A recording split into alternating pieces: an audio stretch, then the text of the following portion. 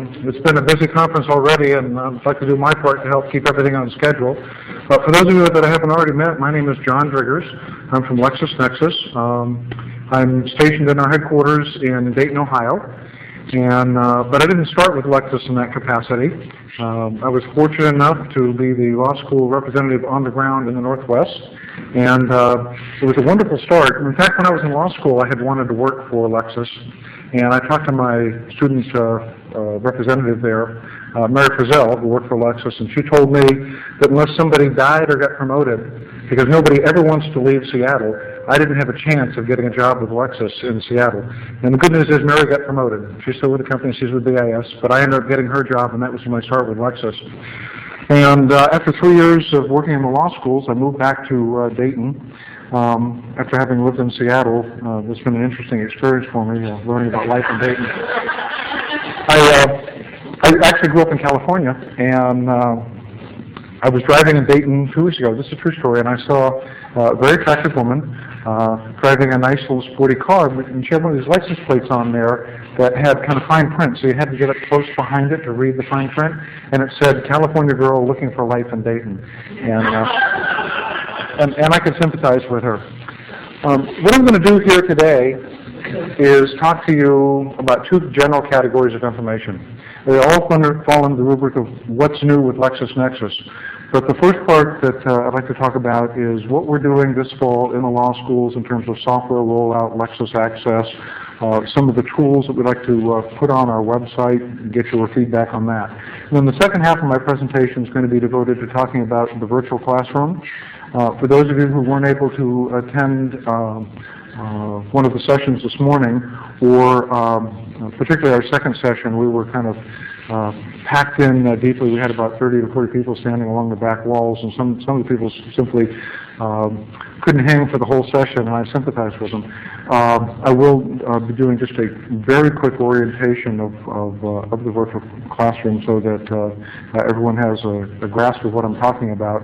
But I'm going to do most of my comments about the virtual classroom to our policies behind it. Why it's free. Why aren't we charging any money for it? That's a common question I get asked. Then lastly, I have some new technology that's in beta that I hope to roll out in about 2 weeks, and I want to show it to you and get your opinion. And so I can incorporate those opinions into what we actually put up in the virtual classroom. So let's go ahead and start talking about Lexis for the fall. I'm going to start talking about what's new by showing you what's old. If you go to the law school site right now, this is the home page you'll see. This is at www.lexis.com/law school. This page will change on the 1st of August, but the character of how it works won't change dramatically. You'll still find on the right-hand side of the page a list of links that go into the Lexis online services. You need a Lexis ID to execute those links and visit the data warehouse. Added to that will be 2 automated web-based Lexis tutorials, a basic tutorial on shepherdizing, auto-citing, and retrieving cases and navigating in our web-based product, and a second one on the basics of keyword searching. We're building these for release, the first one on August 1st, the second one on September 1st, so that you have the opportunity of assigning them, for those of you who are responsible for supervising the training of access to the online services, so that you can assign them as pre-work to your classes. They include a self-test, and the student will have the ability to print out the results of that self-test and turn it in as evidence to you that they've done the basics, so that when you spend time with them in the classroom talking about their online services, you can kind of go to the next step. We've shown them to some people, and they have indicated that they think they're actually suitable for standalone training, so that the Lexis representative can come in and give more advanced classes rather than the basic classes. But we'll let you be the judge of that after you take a look at them. Another thing that you'll find on the right-hand side will be something called Show Me, and it will go to a menu which will list the various basic tasks that you can do in Lexis. And when you click on that, you get an animated screen movie that shows you step-by-step exactly what to do. So for new users, we think that would be useful. If they've attended the class and they're not quite sure what to do or how to do something, and go back and get a quick review rather than necessarily heading over to the reference librarian's desk to ask a basic question like that. The top part of the site will have a new navigational menu bar, and it will go to key pieces of content like our web lectures. How many people here have visited the web lectures on Lexis? Okay. It'll make it really easy to get to. You'll be able to find it from the front page. Right now, you actually have to go into one of the views to visit the web lectures. For those of you who haven't seen them,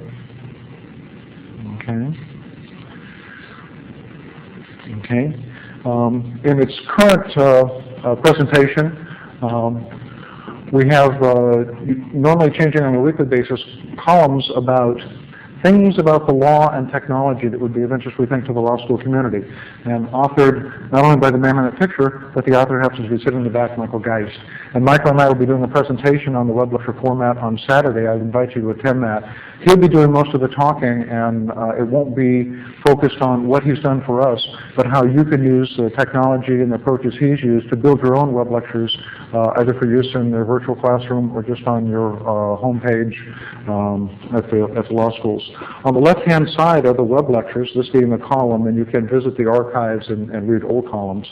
But you can select a particular topic, and what you'll find is and it's hard to see on this projector, the resolution for the machine doesn't match what's displayed up here. But what you get is a framed environment in which the top frame, Michael gives you a quick analysis of a particular site, why it's a valuable site for that particular area of law, what you might want to do when you visit the site, and in the bottom frame, and I'll bring this up so you can see the frame, in the bottom frame is actually the site live itself. So a user can go in and navigate that site. And under any particular topic, you're going to find anywhere from 20 to 40 sites selected. And he monitors those for us, and we post updates, not only as the links break, but as the value of a site might diminish over time, and another site might become more valuable in that particular topical area. There's no requirement for Lexis ID to access this. In fact, everything on the left side of our site for law schools is free. Anyone can access it. You don't need any kind of an ID other than to get into the virtual classroom. And so you're free to use this material as an assignment for classes, as a read-ahead, or simply just to make it known to students the material's there in case they want to cruise around and see what else is available on the web.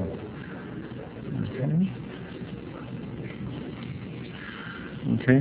Also, across the top part of our new site, when it rolls out on the 1st of August, will be a link for pre-law students, and we intend on expanding the information that we make available to them about the law school application process, and a link to our Career Center.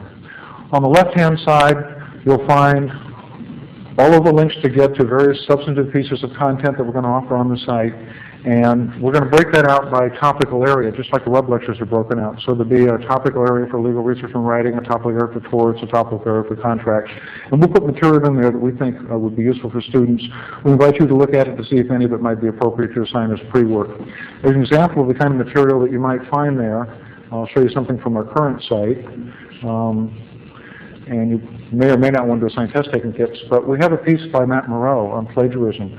And we received lots of requests to pull this down and print it out, so we're actually going to build the links in so that you'll be able to do that. But it makes a nice piece of pre-work in a legal writing class, as an example. Let's scroll down here. So that the discussion in the class can move to the next level. And you can kind of get the basics done, the drill work before class starts. And that's something we also recommend you think about doing when you populate your virtual classroom with content, is get the basics out there so that the time that you spend face-to-face with the students is more valuable so that you move to the next level. Now we're experimenting with something that its genesis was actually in the electronic bench project. And they came to me and asked me to build something that would be an Lexis enhancement for this particular project. And I'm going to show you the idea I came up with, and I would like to get some feedback from your thoughts about whether or not you think it would be useful to put on our website for law students. And the general concept is that there are a number of basic things that people routinely do with the online services. Jeopardize, retrieve a case from a particular jurisdiction. And that if, up on the bench, there was a large hole cut out on one side of where the judge sits, and there was a 19 or 21-inch touch-sensitive screen monitor placed in that at an angle. And we put big buttons on the screen. So during the course of a trial, the judge wanted to shepherdize something that was in a brief, perhaps, so they could actually look at what the most current information that was available on there was. First of all, they'd probably choose Lexis because of the differences between shepherds on Lexis and shepherds on Westlaw. Does everybody know that they're not the same? Okay, good. So they go over and click the shepherds button. And instead of having to navigate our research product, it would simply go directly to the screen where you type in the site. They type in the site and reach over their hand again and click submit. And with just 2 taps and typing the site, they'd have the case presented to them, or the Shepherd's report. So this is what we built to put on that screen. And we think that somebody who's a complete technophobe but with no knowledge of Lexis at all would be able to use this as a tool. And I've showed this at a couple of other conferences to people on an individual basis, and the response that I get from everybody is, yeah, this is something we probably ought to put on the website for law students to use. And essentially, the way it works, if I wanted to search U.S. Supreme Court cases, I'd have to log in, of course.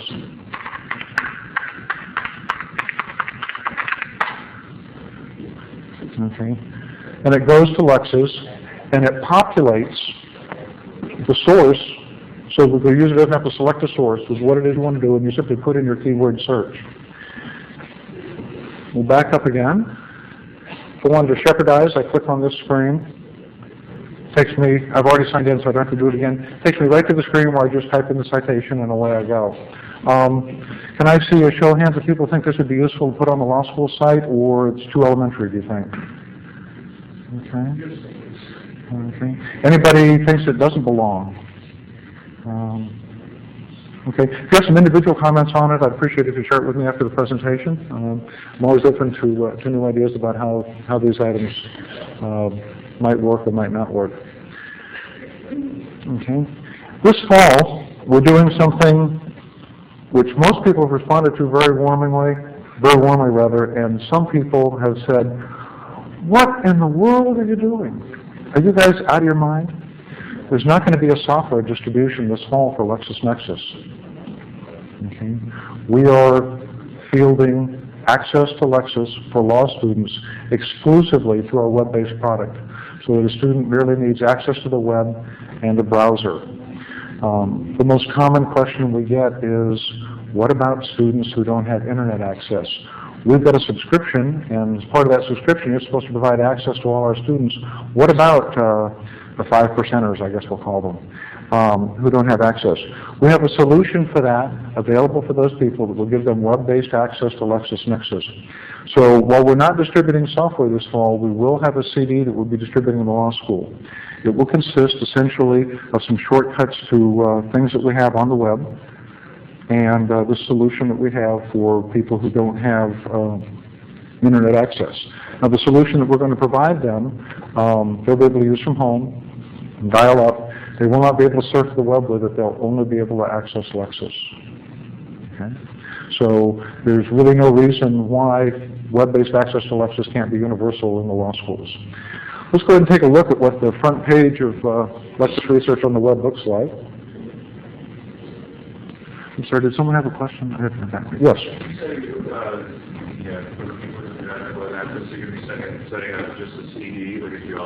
No, the CD will be available to everybody because it will have shortcuts to various things that are on the site. Okay. We have people that don't have CD-ROM.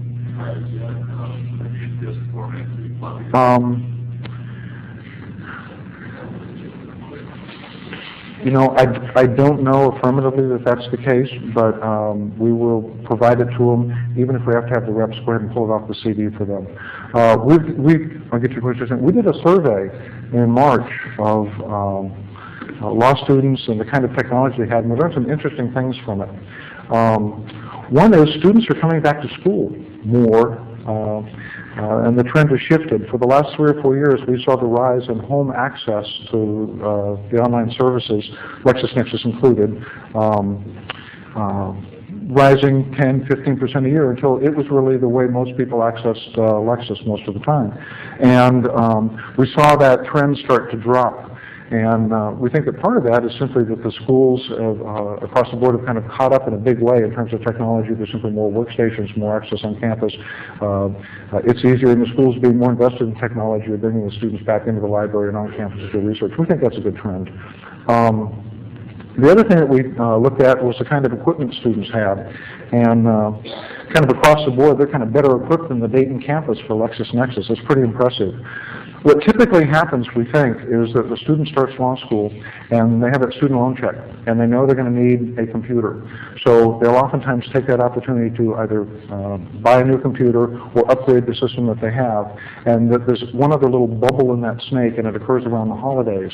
And over the holidays, those students who didn't get a new computer at the starting law school will typically take the Christmas check they get from home, or as a gift, their friends or family give them a computer and they get upgraded. So that first-year law students have, by and large, the best technology of any of the law students out there. And I'm reaching back into my memory. I might not have these numbers exactly right, but about 35% of the students have Pentiums, and the vast majority of them are running Windows 95. We've seen Mac operating system hold stable at about 12 to 13%, and it's starting to drop back to 10% on our last survey. But we've also discovered that that's local. A lot depends on the area or the school you're from, and that Mac use is intensive at some schools. In terms of CD-ROMs, to get back to the questions you asked me, our numbers show that 80% of the students have access to a CD-ROM. And when you look at that across the classes, the 1L numbers are higher than that. They're really driving the average. So we think this fall that the vast majority of students are going to have access to CD-ROM. So we're really talking about a subset. Those students who don't have access to CD-ROM and who also don't already have an ISP. But we will make sure that everyone has a solution. We don't want to turn anybody away from access to Lexis. Our solution to that problem is simply to set up our computer lab and just say, we're sorry you can't get it at home, our lab is fully set up for you. Okay. That's what we want. And bring them back to school. I can't go over there apparently. You've been talking about the average law student in high school. I'm at the only public law school in one of the 4 or 5 schools that was income statement.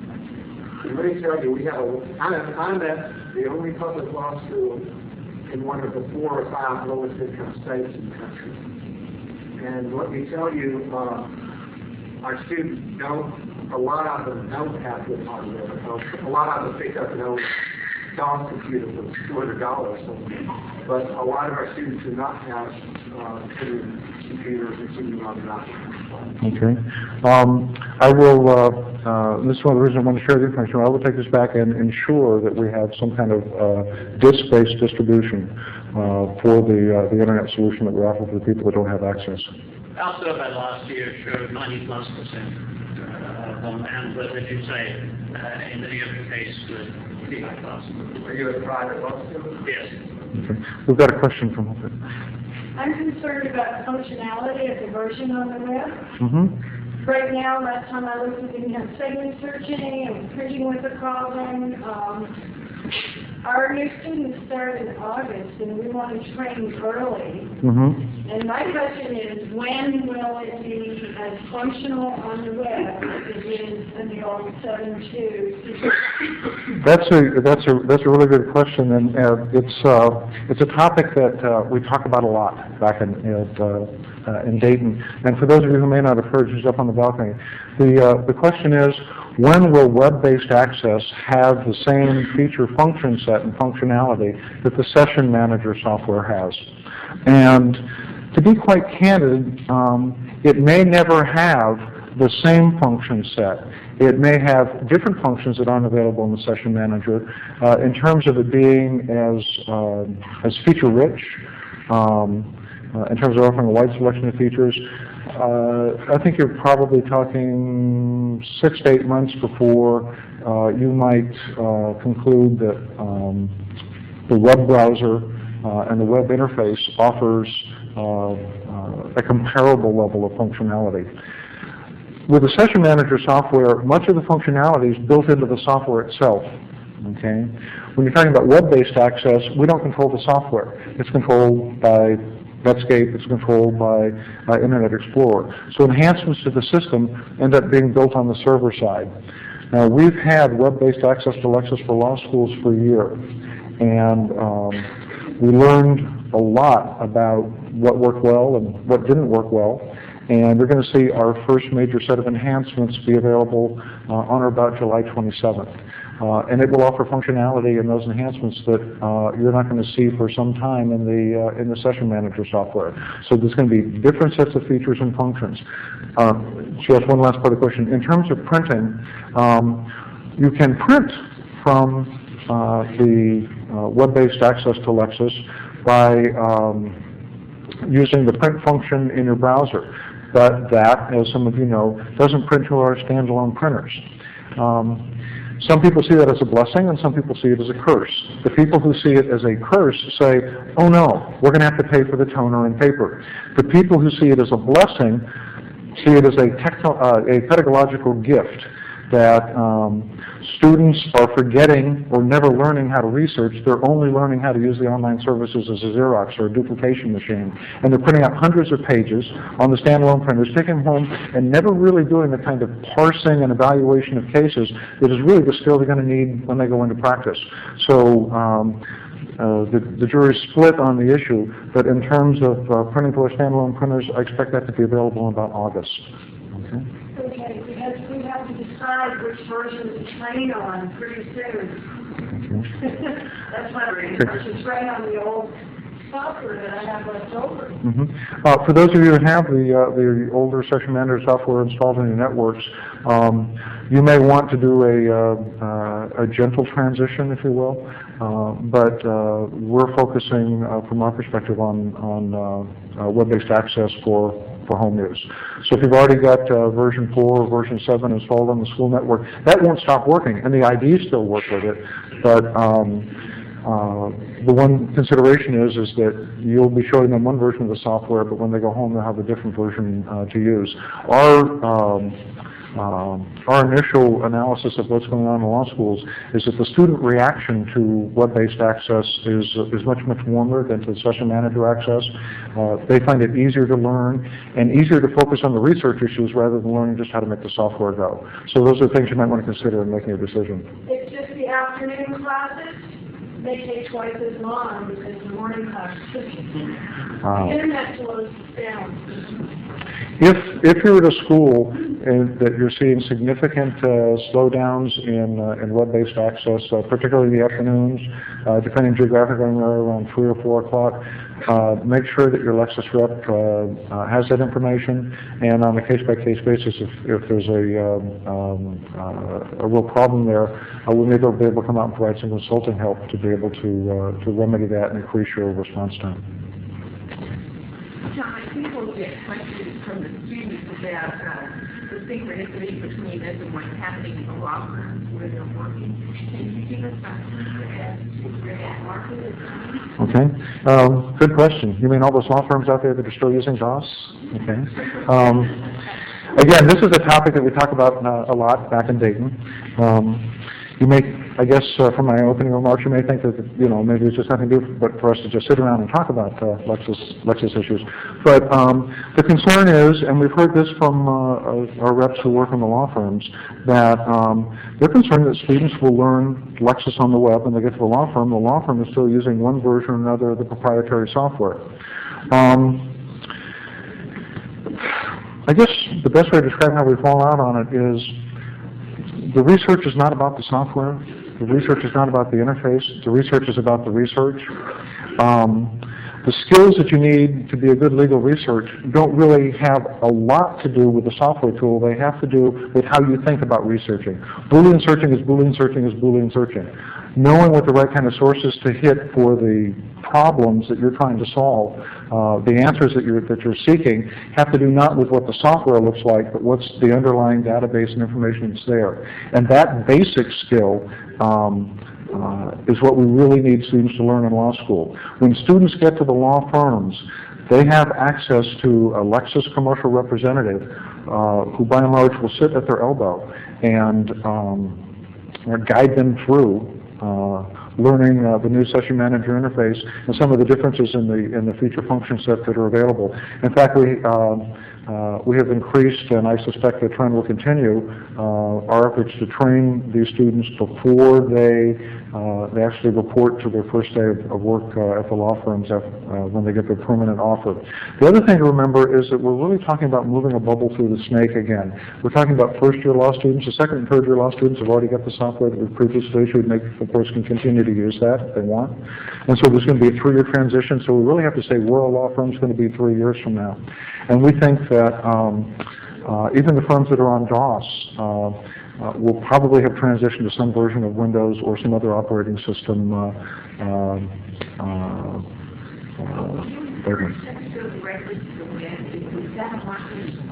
I'm really not asking you to justify because we can choose and hear that happen. Just to help us answer the question that the students will have about what they're going to find in 3 to 5 years based on your marketing plan. We can only guess.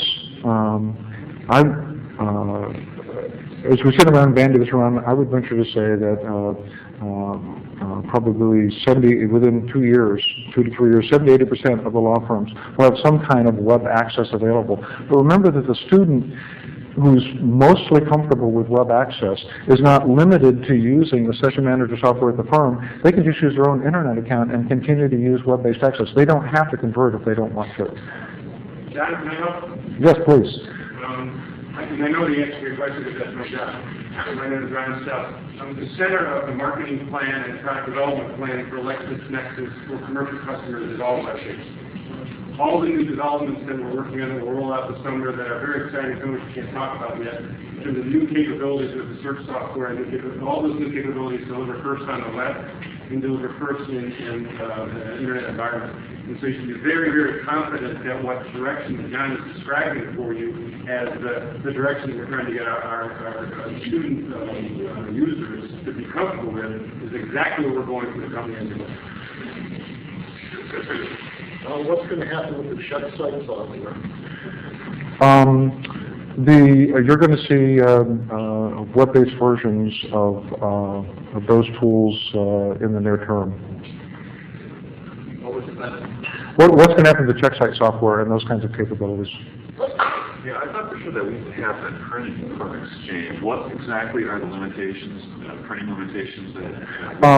Right. Currently, if you access research on the web, your only ability to print is to print from the browser. So you can print one case at a time using the print command, and it will go to the attached printer, not the dedicated Lexis printer that we provide the toner and paper for. You'll have the ability to print to that dedicated printer early this fall. I'm told August is the time frame we're looking at. Our Lexis training and micrographs, they will only train students on the web version. I'm sorry, I can't quite hear you. The Lexis reps will only be training students on the web version. If there's a significant need, to train on non-web versions of the software at your school, all you need to do is sit down with the Lexis rep and negotiate what you want. It doesn't matter to me, but as a company policy, they will only prefer training the first year to go on as opposed to the 5 years. You make sure that you provide the proprietary software for the students, but about the faculty. When you say you provide the software for faculty, go home use? Web-based access. Guess what? Yeah, we have no software to distribute this fall with web-based access. Across the board, okay. Okay. Are there restrictions on the downloading of this? You can go to the Lexis website, which would be at lexis-nexis.com. There'll be a new front end to that, fielded in about August. And if you follow the links in there, you have the option to download our session manager software from there, and that's available to anyone who might choose to use that. What's the difference in level of content between what's available and what's available for session manager?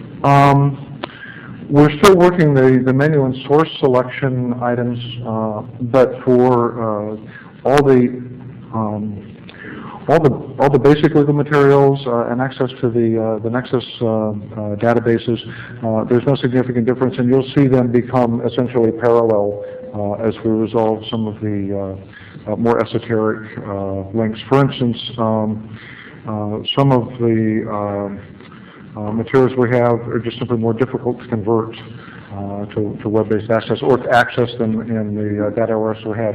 Ron, do you have any Well, input on that? there's some data that by law can't be made available on the web. Texas motor vehicle data, for example. I think almost all of that is not available for law school contracts because it's public records information that we don't provide in educational contracts. The only other things that aren't on the web product that are available on the proprietary product are restricted not because we can't do it, but because a licensor said they don't want us to put their data on the web. And there are a couple like that. We've had discussions with CCH, for example, and CCH was back and forth on this issue. DNA has some restrictions on web access to their material and notes access to their material. But technically, and from the point of view of being able to get at all the data that we can mount on our computer systems, in dating the web front end and the proprietary front end are identical in terms of their access. In terms of web-based access, and then I want to move on to a couple of other topics I'd like to share with you today. In terms of web-based access, we see some real advantages for you in terms of students arriving at school already knowing how to use a browser so that you can focus on the training classes on actually teaching online research.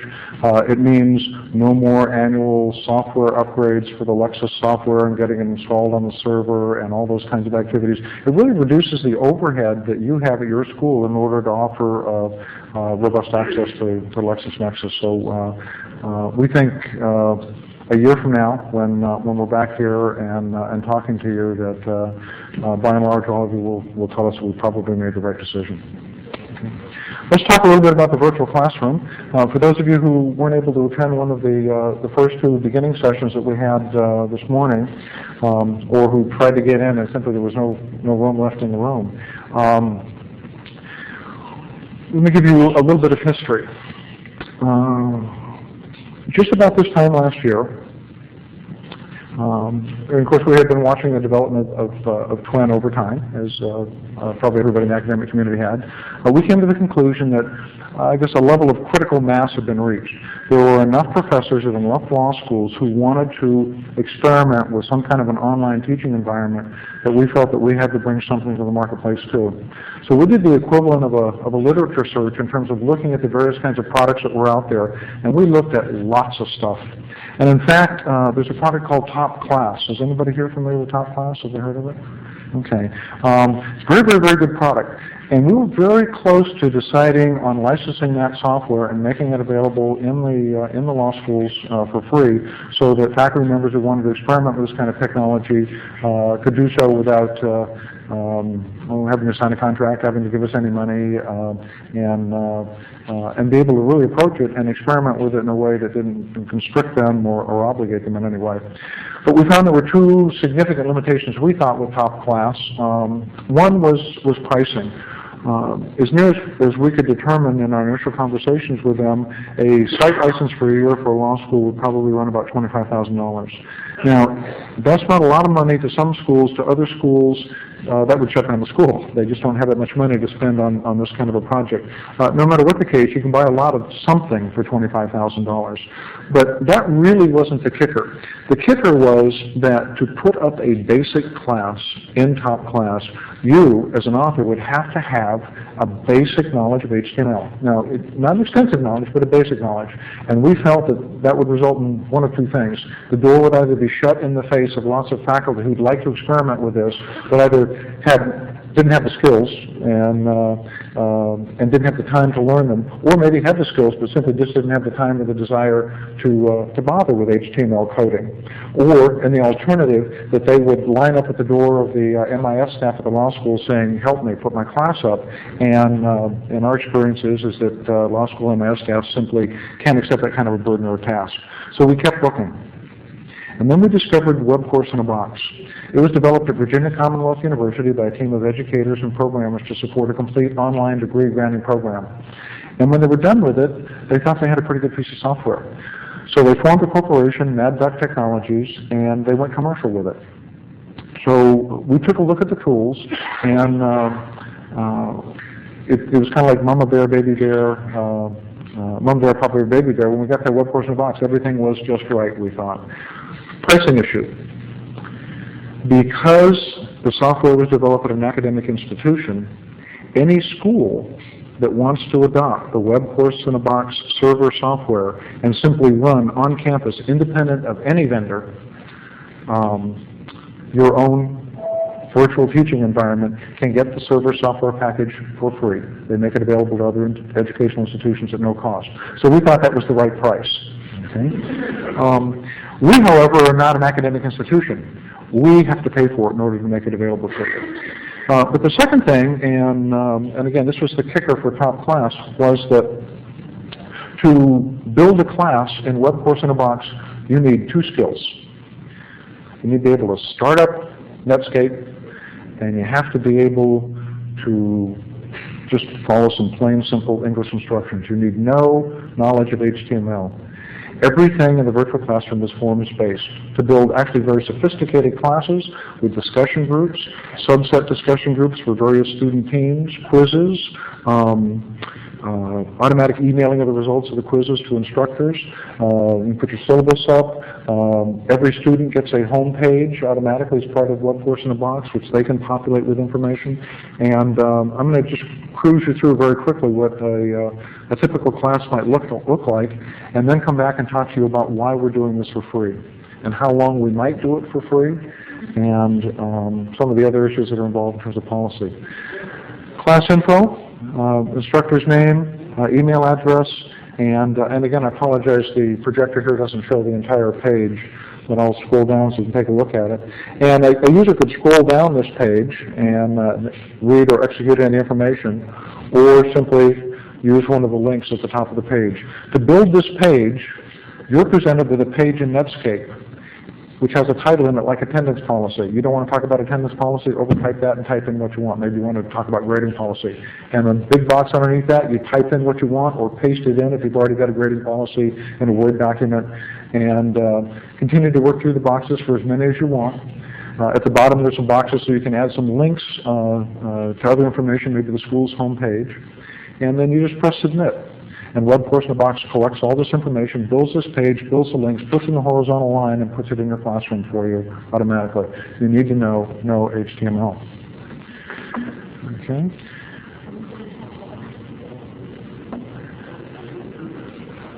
The button I clicked on was the one on the bottom left. It's a student list. All the students get their own home page, and if they populate it with their email address, you'll be able to send a collective email to your students. So there's a change in class meeting time. You can push that information out to them, rather than just post it in a discussion group and hope they come up and see it. So weather day, all those kinds of things that you would typically post on the bulletin board outside your faculty office, and students complain that they didn't see them or they didn't have a chance to get the information. Does this have list capabilities? It has a threaded discussion group, which I think you'll find is a little more robust than listserv, but essentially yes. But can those discussion groups be, for example, if you want to divide a class into small discussion groups, yes. Make it useless for their discussion? Mm-hmm. The question was, can you divide the class into small groups? And I'll show you an example of that here. But let's say you had a clinic class or negotiation class where you wanted to divide the students into teams. You can have one discussion group for the whole class, and then a discussion group for each of the individual teams. So you can pass out information simultaneously to all the teams. All the students have access at the same time to the information, and then they can work among themselves. The instructor can go in and take a look, and they can attach Word documents and attachments and their outlines, and simply almost have a virtual study group, if you will, inside your virtual classroom.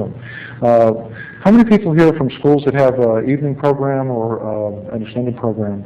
One of the things that you might want to consider doing for your students is just that. At the beginning of the class, say, okay, give me lists of students that are in the various study groups, and you can set up these sub-discussion groups for them. You can have as many of them as you want in any kind of combination.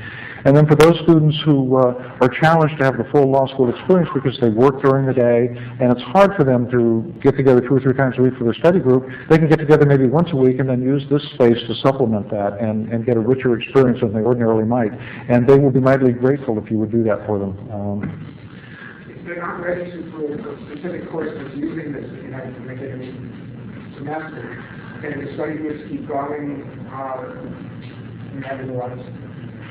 I didn't hear the first part of your question. I'm sorry. If they're not registered for a particular class that's using webcourse inbox, they were in the fall and not in the spring, can they, does the web page continue? Do they? No, to participate in the study groups, you have to be enrolled in a Web Course in a Box class. Now, you can choose to take your class and open it up so it's not password protected. So anybody can visit the class and look at the information. But to participate in the discussion group or take one of the automated quizzes, you must be enrolled in the class as a student. Okay.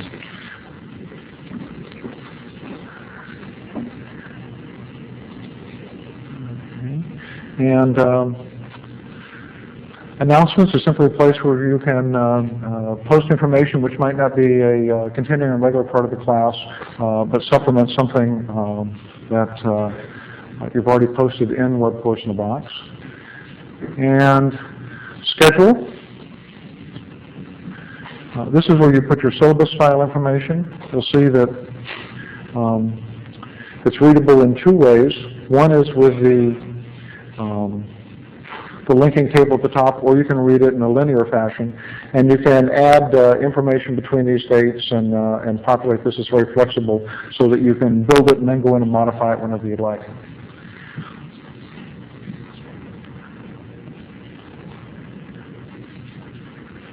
Okay. On the right-hand side down here at the bottom is a utilities link. Students can go in there and edit and work on their own home page, and it's form-based just like the authoring tool. And then finally there's the Learning Links button, and this is where the meat of the class is. It has a label underneath it. You can't see it on the screen yet. Here's an example of the small group research project and a discussion group and a large group. So Virtual Tours is for everybody in the class. And let's scroll down here so you can see what the interface looks like. It's pretty straightforward. A student made a posting, and I'm going to go up here and read the follow-ups, and it posts the threaded messages that follow the original posting underneath there. And we see the instructor came back and made a response and so on. To post a follow-up, okay, pretty straightforward. The subject that you're posting to is pasted in, but that's editable if you'd like to edit it. As much text as you want here. And you can't see it at the bottom of the screen. Maybe I'll be able to, no, I can't scroll up to it. But there's one other little dialog box with a browse, and you can click on that and attach any kind of a file you want to. And as far as attaching and putting files up in Web Course in a Box, one of the most common questions we get is, well, what about my PowerPoint presentation? Sure. What about my Astound presentation? Sure. What about PDF files? Sure. What about Word documents, WordPerfect documents? Sure. Can I write my own HTML pages and put them up there? Sure. And you just build a link to them in the Web Course in a Box and head off on pages that you have crafted from scratch yourself. So you're not necessarily locked into this interface. And that's one of the other things we found that was really attractive is that although you didn't even know any HTML to build the class,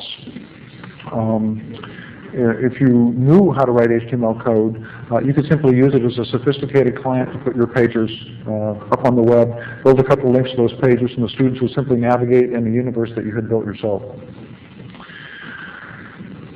Okay, that's a quick overview of what the class might look like. Let's talk for a minute or two about the policies behind what we're doing with this, why is it free, and for how long.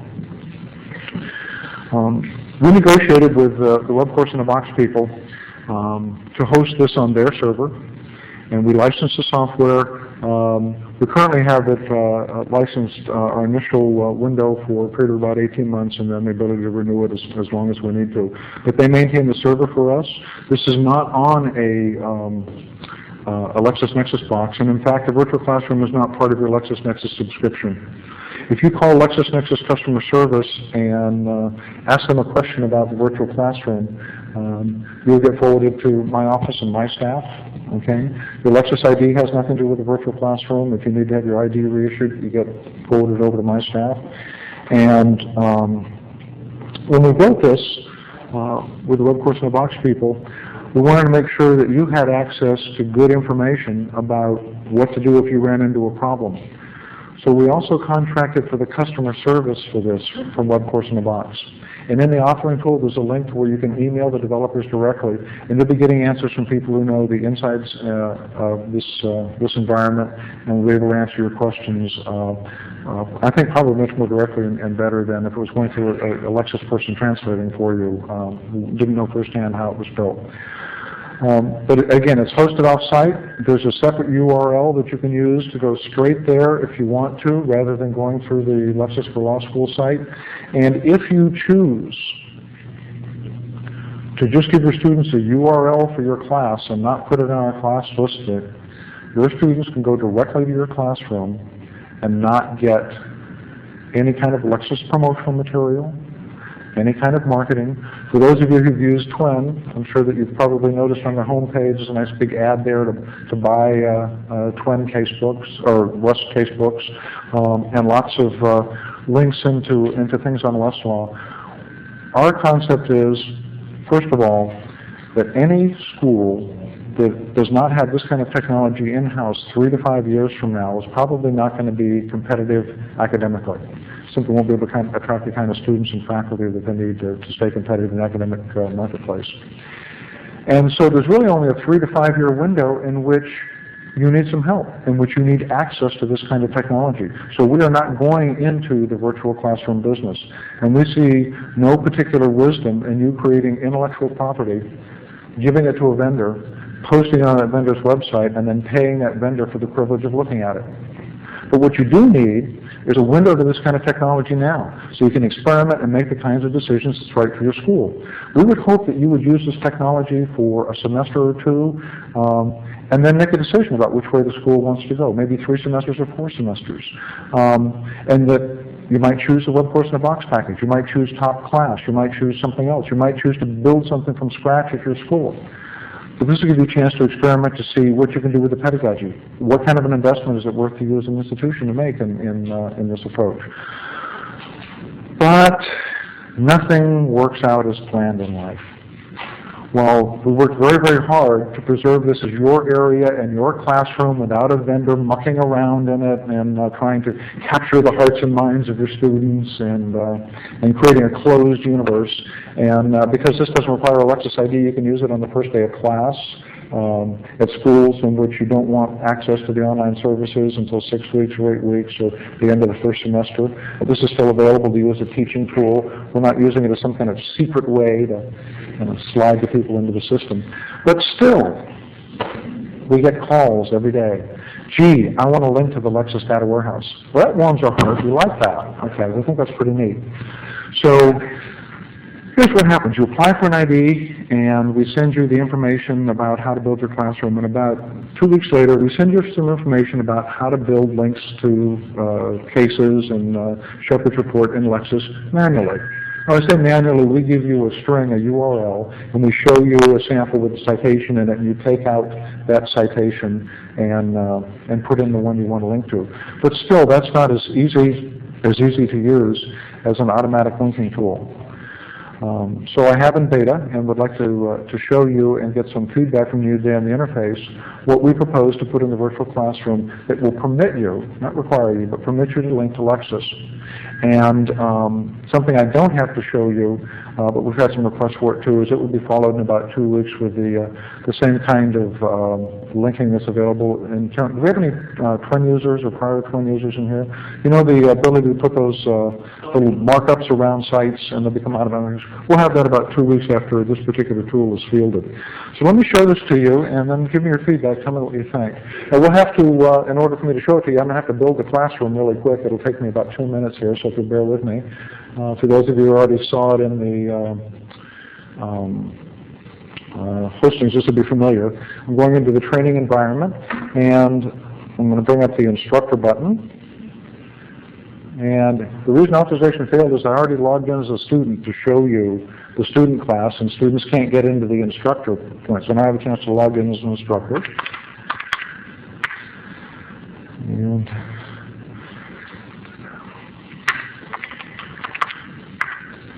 And if I bookmark this correctly, oops, we should go to the right site. Okay. We'll create a new course very quickly.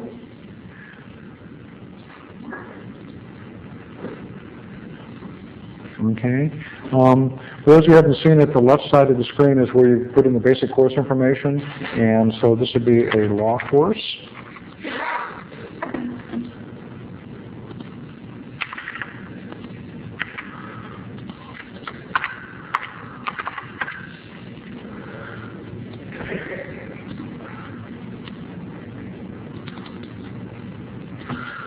Okay, so put in the basic course information, and we'll restrict access to our pages, and we'll just accept the defaults on the colors and buttons. And okay, our course has been created and the shell has been built. That's how long it takes to build a course, and then you populate it with information. And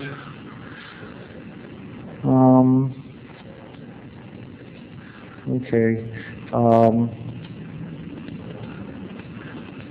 Sorry, I didn't bookmark this right. I'm going to have to go in and build one more course. So I'm not in the site where the data is. Okay. Okay. So we'll call this a review of how to build a course. Okay.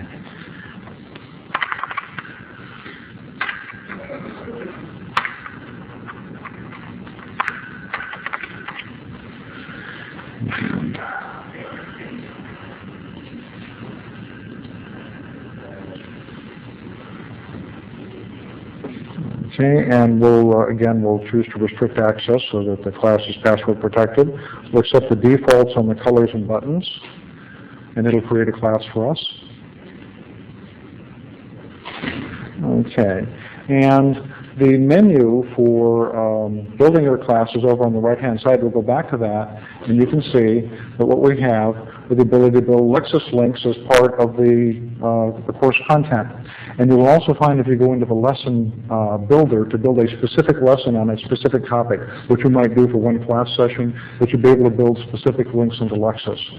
So let's take a look and see what that looks like. Okay. We'll just do one. And so this is what the authoring tool looks like. Let me scroll down so you can see the entire dialog box. And this is, one portion of the box is like this all the way through it. This is how you build your content. So you decide which of the Lexis services that you want to use. You can retrieve cases, statutes, you can do shepherds or an auto site. We'll go ahead and retrieve a case in my favorite example case.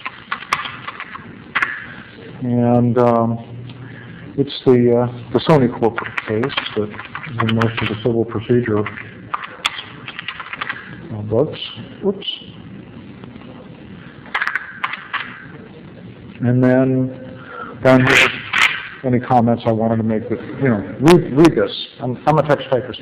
Read this case before class, whatever you wanted to say about it. Maybe you had some comments already prepared in a Word document. Just open that up, cut and paste it in here. And you can just barely see the top of the submit button on the projector, but I click on the submit button, and my class has been revised. So let's go over here. And the first thing I want to do is hit reload to make sure I have the most current version of the class. And I'll go down here to Learning Links, which is the button here at the bottom. Let's see if I can get that up on the screen where you can see it. Okay, and there's my link with my comments. And if I click on it, it goes and gets the case.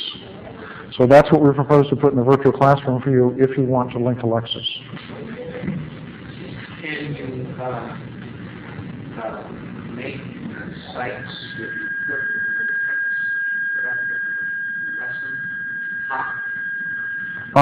that you If you cut and paste material, and let's say you've already got something you prepared and it's in a Word document, about 2 weeks after the tool that I've shown you is hit, we're going to give you also the ability to put some signals on either side of that site, and it will be hot. But that'll be about 2 weeks after this.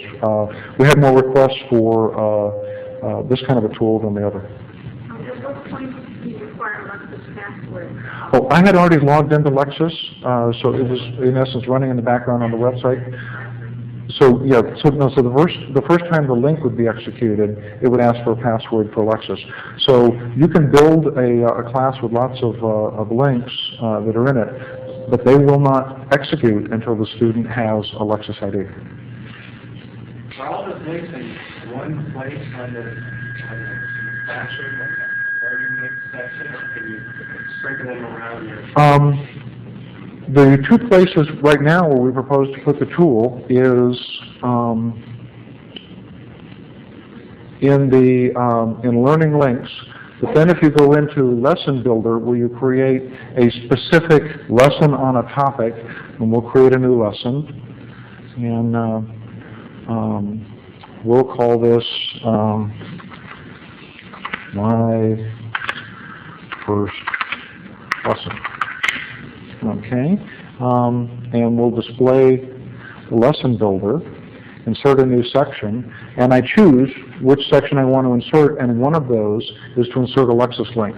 So you can have links that only show up in a specific, associated with a specific piece of material. Did you attend one of the sessions this morning? When you actually look at a lesson that's been built, as a matter of fact, let me just pop over there and I can show it to you.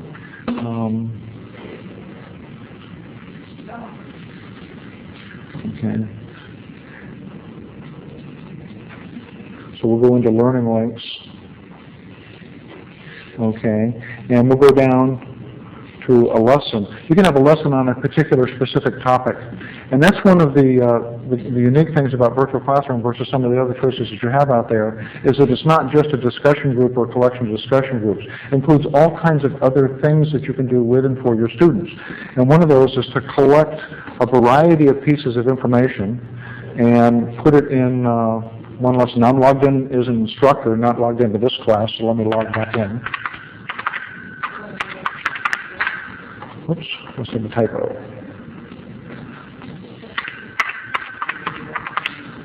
Yeah. The IDs are case sensitive.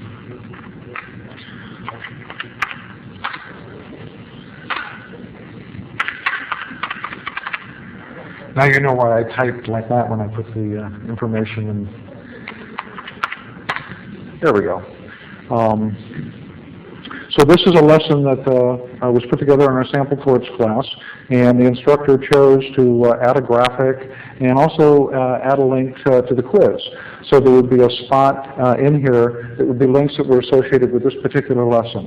And then about, as I say, 2 weeks after we field this, we will field the ability to mark up text that you would load into your class so that you can make a site, if it's available on Lexis, hot right inside the textual material itself.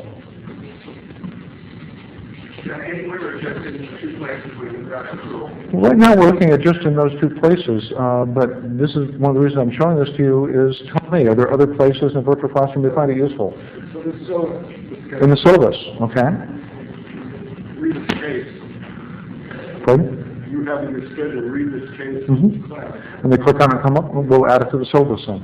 Any reason why you can't save that case to a note or an abbreviation or a listener so they can put it in the document rather than having it in the site? There's absolutely no reason that you can't do that, so that you can pull down the text of the case and do your own edit on it if you want, and save it as a Word document, and then simply, or a WordPerfect document, and just have a link to that document. They click on it and it downloads to the student machine.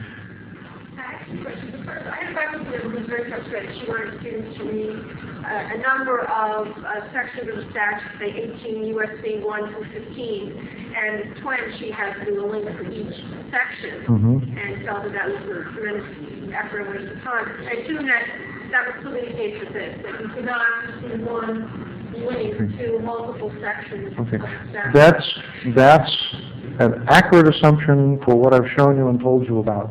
But on a case-by-case basis, we're experimenting on this. We have been hand-building some links for faculty members who have asked us to do this for them, so that it not only do we link to cases, but with our web-based access to the research product, the online service, it actually runs a search.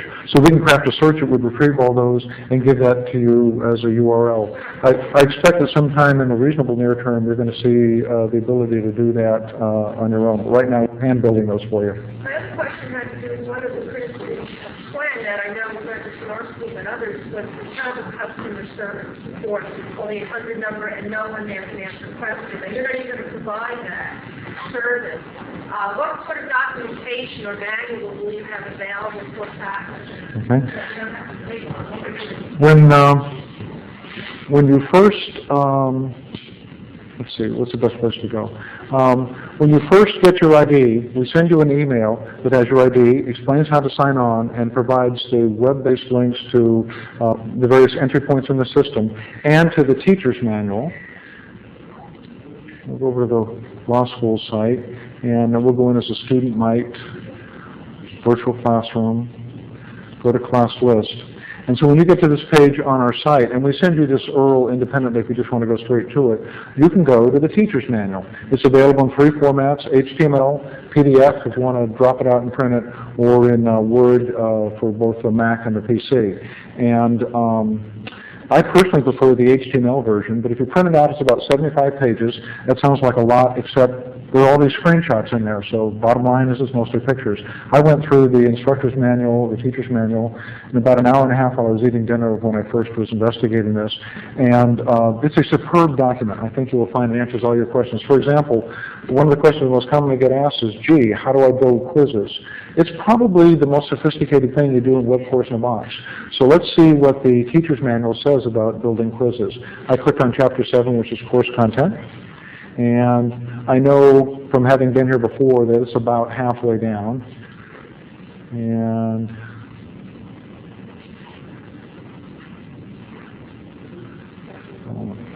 here we go, creating a quiz builder. So I'm just going to kind of scroll through some of these screens, take a look at what you see up here, and see if this is something that you could do and if this is an adequate resource to show you how to do it. The first thing you have to do is fill out the template, and I'll put it up here so you can see all of it. I want to create a new quiz. I want it to be short answer, multiple choice. I want this many questions. This is what I want to call it. Do I want a link on the Learning Links page or not? And do I want to allow students access to this quiz? One of the things that you can do with Web Course in a Box is build all your content when it's convenient for you, and typically just turn a toggle to turn it on or off. So you can build the whole course in the summer and then make it available to the students as you think it's pedagogically sound, rather than have to put something up at 2 o'clock on Friday afternoon, because that's the time when you need to get it mounted to your course. So you can build it and get it up there ahead of time and just turn it on when you're ready. And that's true of the quizzes too. And we'll scroll down a little bit more. And you can make a bunch of choices about the quiz. How many times can a student try and answer the questions? And you can make choices about whether you're just going to give them feedback at the end of the quiz or after each question. If it's a fill-in answer, is case sensitivity important? And we had a question in one of the morning sessions. Well, gee, the quiz is great, but I'd really like the students to look at some material at the same time as they're navigating the quiz. And you can actually have it point to a web page. And if you want, turn off the links on that page so it's not hot, so they're only looking at the materials in half the screen and the quiz displayed on the bottom half of the screen. And again, it's all menu-driven, so you make whatever choices you think are appropriate. And after each of the screens, there's a good discussion on the bottom about why you might want to make any particular choice.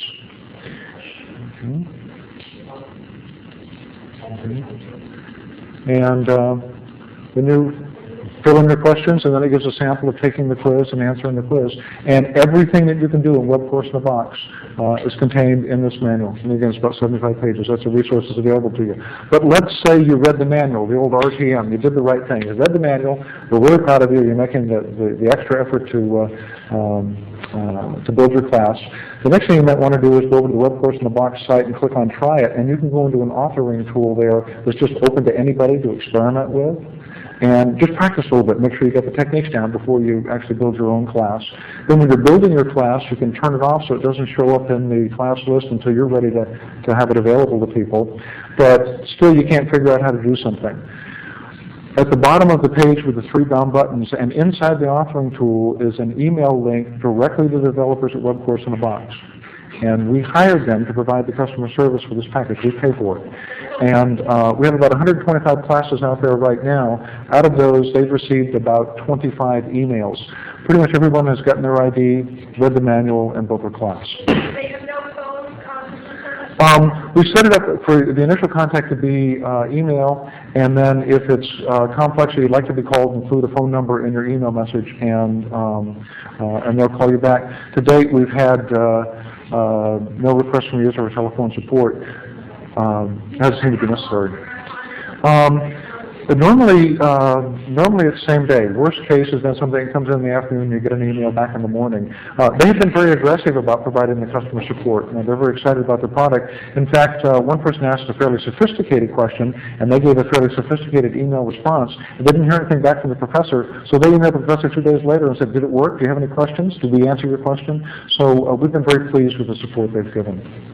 You might also mention there's a section on frequently asked questions, both current and archived. And if you have questions, go back through there. Anything that you can possibly think of, you can ask there. And in a section, set up like a discussion. Put a lot of material in there that will affect you. And there's also an online discussion group of WebCourse in the Box users, not exclusively law school though. Yeah, I have version 2.3, and I have access to actually version 3. You know when you'll have the version 3 manual online? No, I don't, but it's a good question to ask Sue, and she'll be upstairs at the sessions all afternoon. I would expect in concert when they actually roll the product in a month or two, but I don't know for sure. Anyway, I'm going to stay for questions. We're running a little bit overtime here, but for those of you who have to leave now, thank you very, very much for your attention. I appreciate the time you spent with us.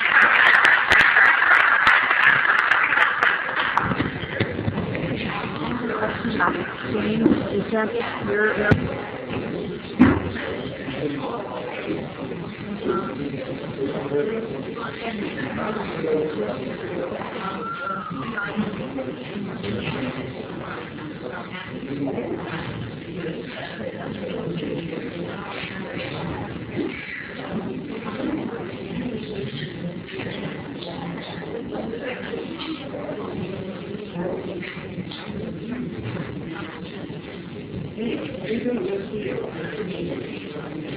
No, stop. Look, this guy goes around. We do a great job. Come on.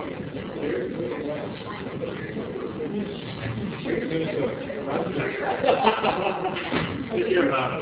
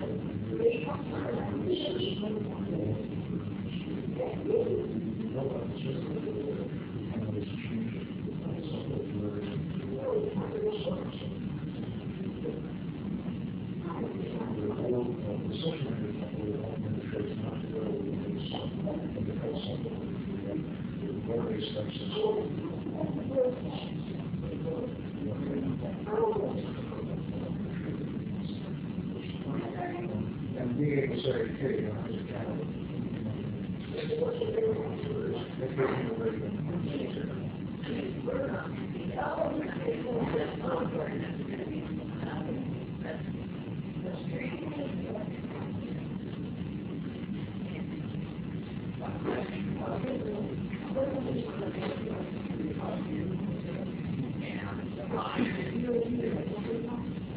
Either I did not hear something that she said, or there was an indication there of this whole range of possibilities.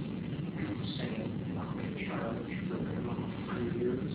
Are you saying it's going to go away because you think that the law schools are going to take it over? Are you saying that's one possibility and you want to see something? As long as the process is appropriate,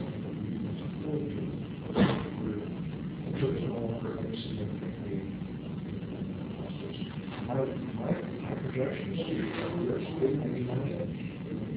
You say you think the lawsuits will be taking this country over and that this will go away.